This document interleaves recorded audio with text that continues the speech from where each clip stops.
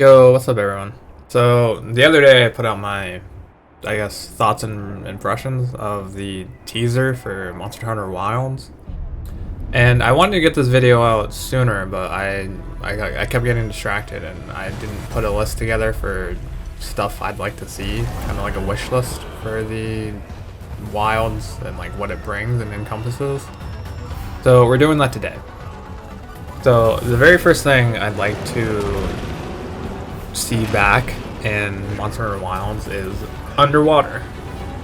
Now, I know that's a tale as old as time. As soon as they got rid of it, a lot of people who enjoyed underwater combat, the good players, wanted it back.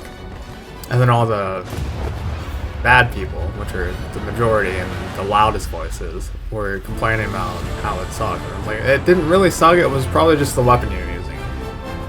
That or you were just bad. Like, underwater was fine. Like I've played it on numerous occasions with different controls, whatever. I've played it with motion controls. I've played it with a controller. I've played it on PC. I've played it handheld. There was no issue whatsoever. I think people were just bad. But that opens up a lot of stuff to come back, like the Geocaris, Sedeus. That isn't like a boring fight. Plesioth or Plesioth. I don't remember what the fuck the thing is. The hip check dude, the annoying one. Global, all of those things. Alright, number 2 is vast variety of biomes. So like what I'm encompassing is, because the vibe this teaser gave off was that it's supposed to be an open world-esque game. What I'm wishing for is like kind of like how Ark does it, where like you'll have a map or like a specific region or like, you know, world you can go and explore, and there are different biomes. And it was kind of like in Monster Hunter World how you had like the different biomes working in with each other, but you could only visit one at a time. With this, if it's open world, I'd like it to be like clear distinctions of transition period. It kind of like the Guiding Lands, I guess. The Guiding Lands was, I guess, would be a prototype for this. How like the lava biome worked into the desert biome, or I don't think that actually worked into that, but like, you know, you get what I'm saying. Like there were different paths and like directions you go, and then it would take you to different biomes, and depending on the biome you were in, different monsters would show up. The third thing is a large roster of monsters. So this one's pretty self-explanatory. I want, because this looks like it's going to be an open world game, I'd rather have it be, you know, a huge roster of monsters. And I don't mean by huge like, oh, we have Rathlos, and we have Rathlos Azure, and then we have Silver Rathlos, and then we have Raytheon, and then Pink Raytheon, and then Gold Raytheon. It's like, those are literally the same fucking fights. Just tankier. The only semi-challenging one of any of those are the gold and silver ones. And I guess the same could be said for some other ones, like I think it's Diablos and Black Diablos. There's no real distinguishing feature between the two, except for like the gear you get, and like one's more aggressive. Like outside of that, there's no difference in like play. At least with Rathlos, like Silver Rathlos and Gold Raytheon, they do slightly function differently. They don't really, because like Rathlos base version, the red version, it's kind of annoying. In some senses, like it's constantly just like flying around, shooting fireballs down at you. At least with Silver, it's like more aggressive and not just constantly being a bitch. Well, at least in my experience, it's not being a bitch and like just flying constantly all the time. I know Azure flies all the time, and I hate fighting that one. But number 4, new unique monsters. So with the new game, obviously there's going to be new like designs and different kinds of monsters they'll introduce. But the thing is, I don't want them to cram too much of the classic bullshit into this game. And what I mean by that are like staple monsters. Like, I get Rathalos is the mascot, or I think it's technically Raytheon. Raytheon is the one on the actual logo for like OG Monster Hunter, but like Rathalos is pretty much the Pikachu of Monster Hunter. And like, I get it has to be in every game, but like, we don't need some other thing. Like, I know they're fan favorites and stuff, but like, if we get a Diablos, just make it Black Diablos. I don't need to fight Diablos and then Black Diablos, which is virtually no fucking difference. And like for Rathalos again, like maybe just only include Silver Rathalos, because Rathalos at its base is kind of just easy as shit. Well, for somebody who's been playing since 2009, like the new unique ones I'd like to see are also not just reskins of other fights. Like, a perfect example of this is... shit, what is it? Steve. Seregios. I understand Seregios has, like, different attack patterns and stuff, but more or less, Seregios and... I'd even say Astalos, outside of its like elemental attacks, kind of fight the same. They just like charge at you, they slam. And I know you could be like, oh, well, you could say that for everything. Yeah, but like, I think what I'm saying more is that I want more diverse movesets. Because I feel like they just copy and paste movesets from different creatures and have it work like that. Which is fine, but like, I think they did that too much within World and Rise. That made me feel fatigue over certain fights.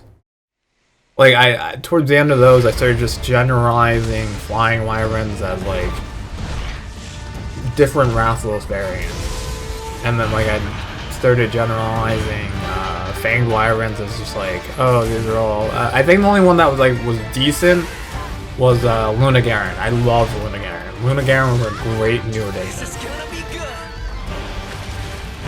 5 is... Oh, by the way, these aren't in any specific order. These are just like whatever order I came up with in my head as I was writing this stuff down.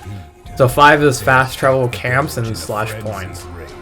So you know how in World we had the different camps we can make? Same with Rise. You could like teleport to like... Well, they weren't really camps, but like they had the fast travel points. So you could go get around the map quickly.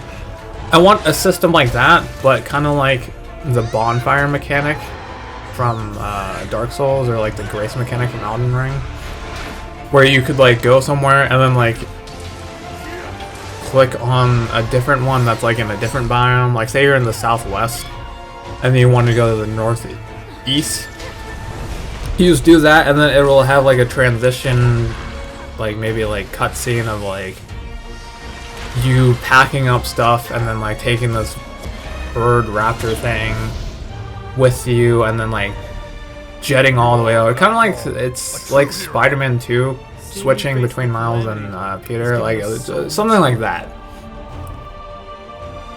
Because like currently, like there was no real reason for the fast travel points. Like you could use them to like get to the monster faster, but if you already have the Palamute, like it didn't really matter. Same with the mount. Like if we're gonna have a mount in this thing the entire time, there needs to be like a point to do these things. Okay, 6 is a new weapon, or new weapon. This is probably the longest we've gone, I feel, because I think the last time we got a new weapon in Monster Hunter was GU, right? Or like, no, maybe not GU, but like around that generation. I think the last one they added was Charge Blade, right? I think it was Charge Blade and Insect Glaive were the two that they announced for mainline Monster Hunter. I know in the MMO one there's like Magnet Spites and then Tonfas, and then I don't know if there's more than that, but those are the two I hear about all the time. So maybe just add, you know, maybe not necessarily one of those, because I know Magnet Spites are fucking weird and like everybody has certain opinions, and like a lot of people don't like them. So maybe add like a different thing, like I don't know, maybe like add a bow staff or something like that isn't like the Insect Glaive, or maybe add like like a whip or something, or like a something like a bola or something, like something that you can use to like trip people. Look, I'm a longsword man, so like tripping people I don't care about. Like I'll do it fine, it doesn't matter.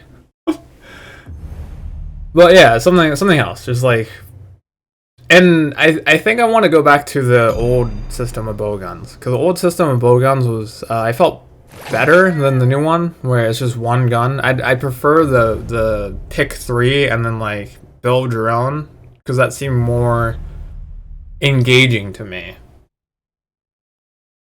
Because then that came down to like you could choose what ammo and like what rapid fired and what recoil you had. It was really fun. At least to me, anyway. I don't know. Like the new system is okay. It's just I enjoyed the previous bowgun system. Okay, number 7 is no clutch claw and no wire bugs. I mentioned this briefly in the thoughts and impressions of the teaser, but I saw that the guy on the mount, I don't know what the mount was, but he was on the mount and it looked like he had something on his arm, on his wrist, that looked reminiscent of a clutch claw, and like. If it's only for getting around like fast, I don't mind. I just don't want it to impact hunting. Like don't make it where like you have to like clutch onto someone, knock them over, and then like slam them in the wall every 2 seconds. Because I feel that just disrupts the gameplay and feeling of Monster Hunter. Like I never personally used Clutch Claw, and whenever I use Wirebug, I always almost only ever used them to spam the skills. So I don't know, just like all that extra shit, I feel like it makes it feel more arcadey, which isn't a bad thing, but I prefer the more grounded Monster Hunter. Okay, number 8 is extended moveset for all weapons. So what they could do is just keep in the moveset they added for a lot of weapons and Rise, and then find a different way to implement them cost-wise, because I don't want Wirebugs in the game, so like, I don't know, fucking for longsword, when you do the circle that like keeps your gauge full or whatever the fuck it does, I don't remember what it's called, but you use that and then it like drains your health or something. That's like the cost, as opposed to like having to use Wirebug. Or you use it and it drains your spirit gauge, and how much spirit gauge depends on how long the circle will last, or something like that. Just have something else cost-wise as opposed to having Wirebugs. Or keep the Wirebug thing and then just only make them tokens and not like a thing in game. Number 9 is more ecological / lore accuracy. So this one is kind of just more like a nerdy thing for me. It's like the stuff you hear like Baroth eats ants when it's tired, or like drained of stamina. And in Try, I know this was very prevalent there. You would see it on the I forget the map name. It wasn't Deserted Island. It was Sandy Plains, I think. It would like knock down this giant thing. It was like an anthill, and then it would start eating the. I forget what the ants are called in Monster Hunter, but like they're Atanoth or something. Because I know Vespoids are the flying ones, but I forget what the ant ones were called. And then for Ignactor, there's like, oh, it can like, I forget what the word is, but like click its jaw together, and then that's how it starts the laser beam and stuff. Just like more visual representation of little hints and pieces of like lore or stuff we saw in the ecological videos that were happening back in the day, in the first time you saw a monster. So like in the intro video for Try, you know that Legiacris and Rathlos are like arch enemies, quote unquote. So like in a biome specific area, if the biome crossed over with the water and the Draco was on land and saw a Rathalos, it would openly try to attack it on sight. Just like stuff like that. Just little tidbits that made it like feel like they were more like creatures.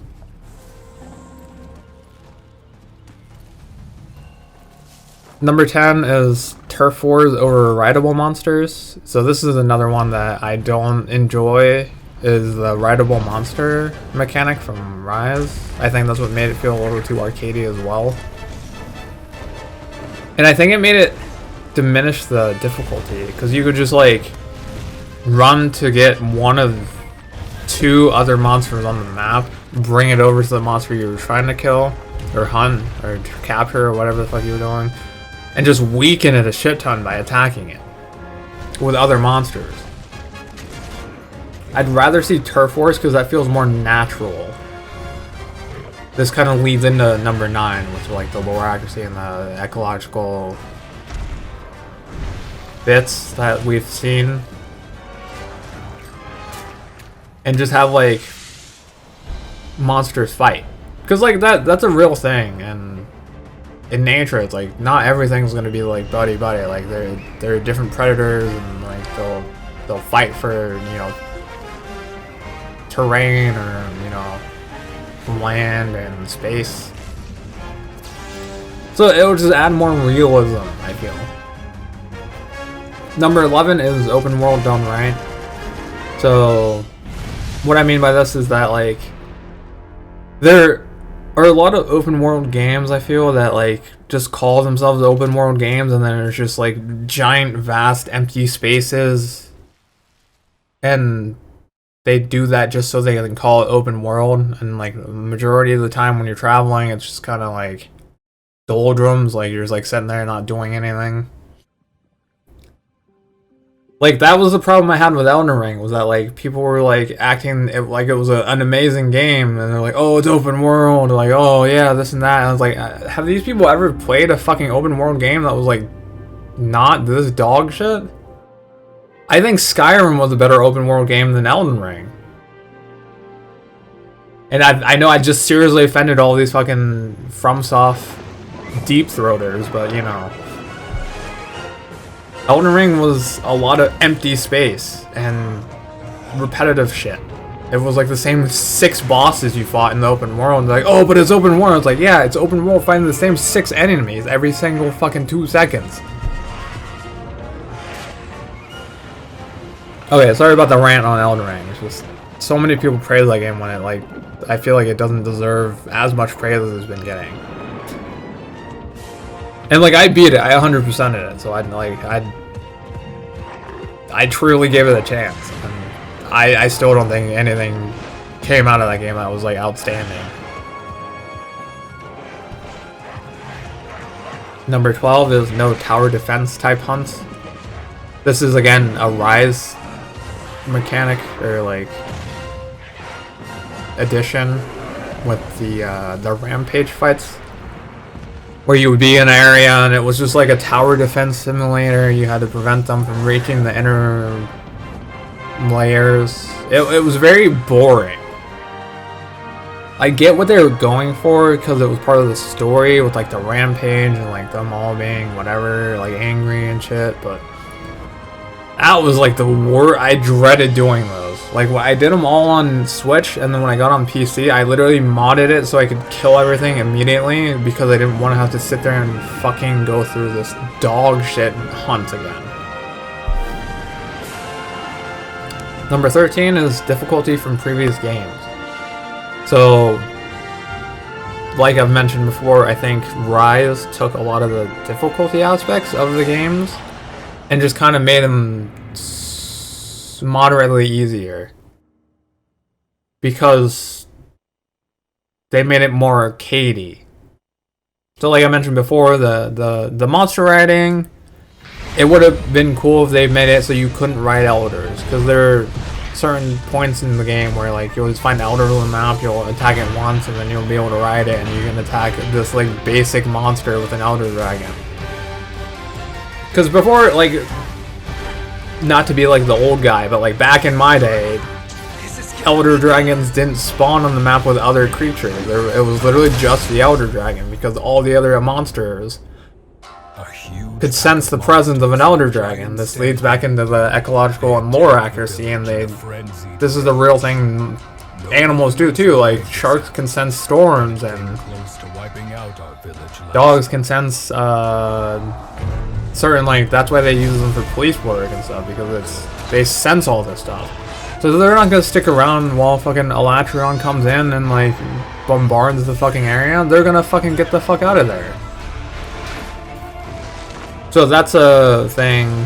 Difficulty I felt was way too easy. We were demolishing hunts when I played with people, and like a fraction of the time as if I was playing like GU or Try or what's the fucking other 4U. Number 14 is unique and cool designs for armors and weapons. So when World came out, the biggest issue a lot of people were having was with the armor and weapons, that none of them looked that good. Monster Hunter used to be like this pride, well, I don't know, like that's how they feel, but like it used to be this really cool thing where like you killed something and you got to see the really cool weapon or design for the armor from killing that monster, and then they made it just like bone, bone, bone, and it's like, why is my weapon from fucking Gyrotodos just a bone weapon that does water damage? That's not cool and unique. Like, and same thing for what is it, Lavaseoth and Gyrotodos.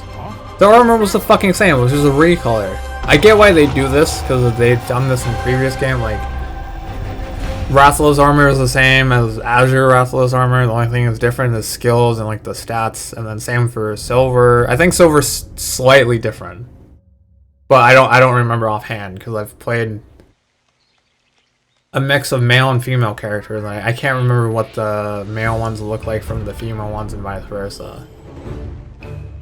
You know what was really cool? The fucking Gunner armor. I feel like a lot of times Gunner armor had better designs than the Blade Master set. And if you were new to Monster Hunter, like you were a world person or newer, you'd have no idea what the fuck I was talking about when I said Gunner armor. Back before, there used to be two different categories. There used to be Blade Master sets and Gunner armor. You'd only use the Gunner armor if you were using a like shooting weapon, or like what was it, projectile, or like gun-based weapon. And then vice versa. You could only use Blade Master if you were using something that was a melee-based weapon. So like a perfect example of that is, I really like the Uragon Gunner set for female. But on male, I thought both designs were not the greatest. And the last thing I have wished for, or I want to see back, are the variants. I know I said earlier about like keeping large rosters of not the same fucking monster, but like make variants like the event monsters or something, like around certain times, like do live events like they do in World with like the New Year event and the Halloween event and like all this, like add different variants that fit those themes or something. I just like variants and how like what is it called, Bolt Reaver Astalos. I thought it was like the coolest fucking monster ever.